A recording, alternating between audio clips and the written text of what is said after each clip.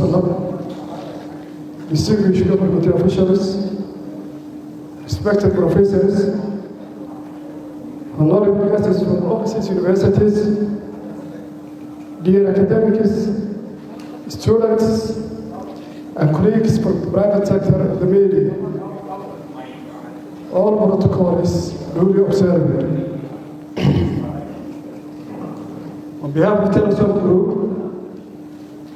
it's my great honor and pleasure to stand for you today at this important academic conference organized by Camuud University. Camuud University is one of the oldest universities in Somaliland. Camuud University is the oldest university in Somaliland, and there was one of the most respected universities in the region. It has produced many leaders, professionals, and scholars who serve our community with knowledge and dedication. Today's conference is another proof that the important role of Camuud University in building our society and our nation as a whole through education and research. Ladies and gentlemen, we are gathering here to share knowledge and research in four very important themes: education, technology, health, and environment. These four themes are not only academic subjects, they are also real foundation for sustainable development in every nation. This is why Telesom Group was proud to sponsor this conference as the leading telecom, ICT, and financial sector, as well as environmental protection in Somaliland. Our work is not only providing services to our community, but we believe in supporting education, knowledge, and research that help our nation move forward. We believe that businesses and academia must work hand in hand in order to find solutions for the challenges that we face.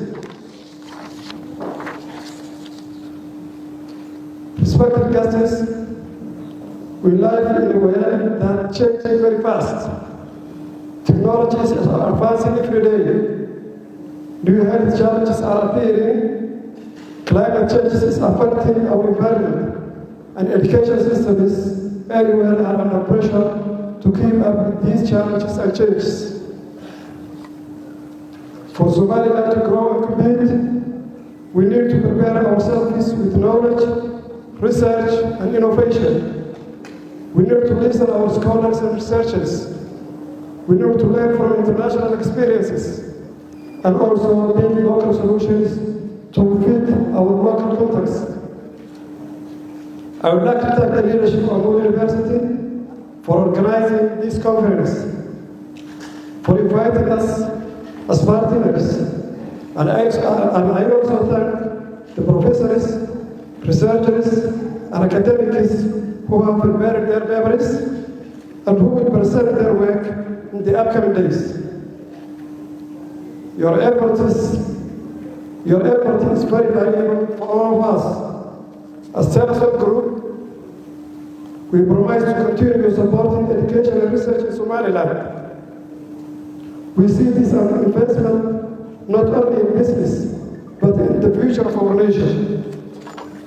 In conclusion, I encourage all participants to use this conference as a chance to learn, share ideas, ask questions, and work to prepare a partnership that will last beyond today. Let's work together to make sure that knowledge produced here will be used for the benefit of our society. Thank you once again